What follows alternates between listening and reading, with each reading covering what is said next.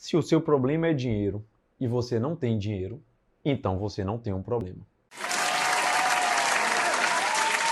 E é com essa filosofia de bar de esquina que a gente começa o nosso vídeo de hoje para tratar sobre CPC 06, arrendamento mercantil. Roda a vinheta!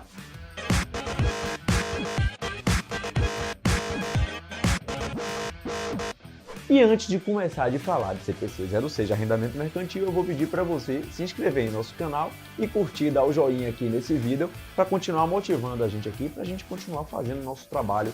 Falta a sua parte que eu faço a minha parte, a gente fecha junto aí, beleza? Valeu? Desde 1º de janeiro de 2019, o CPC 06 R2 foi ativado, entrou em vigor e a gente agora tem que segui-lo, tem que acompanhá-lo. Então hoje a gente vai falar sobre CPC 06 R2, arrendamento mercantil, a mais nova atualização sobre esse tema. Então a gente já vai começar aqui falando sobre o que é um arrendamento. É um contrato entre duas partes onde há a cessão do direito de uso de um ativo em troca de uma contraprestação por um período de tempo. Então, eu deixo você usar o meu ativo em troca de um dinheiro, provavelmente uma contraprestação, que geralmente é em valor de dinheiro, com um determinado período de tempo. Arrendador é a pessoa que está cedendo o direito de uso desse ativo em troca de uma contraprestação por um determinado período de tempo, e arrendatário é quem está obtendo o direito de utilizar esse ativo em troca de uma contraprestação, dando uma contraprestação em troca por um determinado período de tempo também. E a norma ela fala o seguinte, que a entidade, sempre quando houver um contrato desse tipo, ela tem que avaliar se esse contrato, de fato, ele se refere a um arrendamento mercantil. Então ela tem que olhar qual é a natureza desse contrato e avaliar se é um arrendamento mercantil. E como é que ela vai avaliar isso aí? É um contrato que transmite o direito de uso desse ativo em troca de uma contraprestação por um determinado período de tempo. Ela identificando aí, ela fala, opa, estou diante de um arrendamento mercantil. Mas tem alguns casos em que a entidade ela pode não considerar esse contrato como um arrendamento mercantil. Ah, que casos são esses, Jorgito? Diria alguém que está perguntando aí do outro lado da tela. E eu vou dizer quais são esses casos aqui, depois só que eu refresco a minha memória, porque eu acabei de esquecer das situações. Espera aí aqui.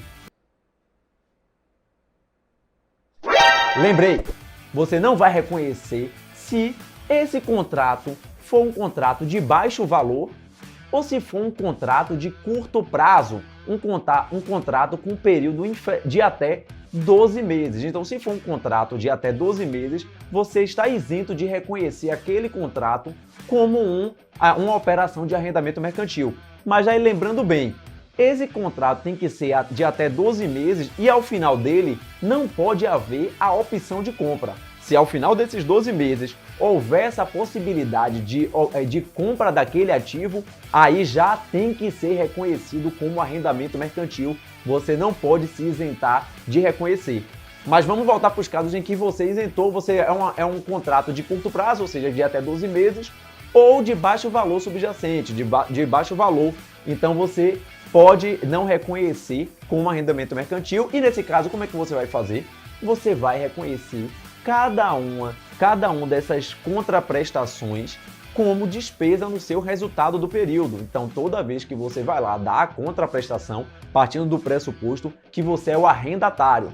Então, você não reconheceu como arrendamento mercantil aquele contrato, toda vez que você der a sua contraprestação mensal ali, você vai reconhecer isso como despesa no seu resultado. Mas agora vamos voltar para os casos em que de fato é um arrendamento mercantil. Você viu lá, é um contrato de alto valor, tem um prazo de mais de 12 meses ou tem um prazo de até 12 meses, mas com a opção de compra no final. E aí, como é que você deve reconhecer? Você deve reconhecer o ativo desse direito de uso e você deve reconhecer o passivo, que é a obrigação presente que você tem das contraprestações que irão ocorrer. Lembrando sempre que a mensuração inicial desse direito do ativo deve ser pelo custo que você está fechando aquele contrato naquele momento, no momento inicial, no custo do direito de uso do ativo, no momento zero, momento em que você vai reconhecer essa operação de arrendamento mercantil.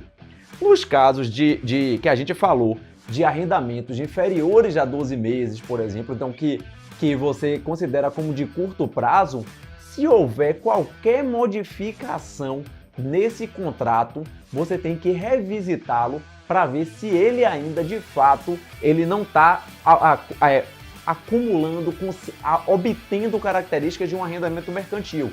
Ou seja, se houver o aumento do prazo desse contrato. Você começou com um contrato de 12 meses e ali no meio do contrato houve um aumento do prazo desse contrato. Opa, isso aí você já tem que rever, porque isso aí é um arrendamento mercantil. Agora, só para fechar o nosso ciclo, eu vou falar sobre o caso do arrendador. A gente estava falando aqui sobre, na visão do arrendatário, aquela pessoa ali que está dando a contraprestação e está obtendo o direito de uso.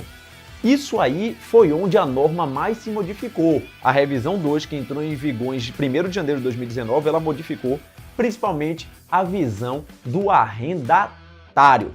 O arrendador ainda tem aquela diferenciação que muita gente aprendeu, eu aprendi na faculdade. O arrendador, ele precisa reconhecer, ele precisa diferenciar se aquela operação que ele está fazendo é um arrendamento operacional ou um arrendamento financeiro.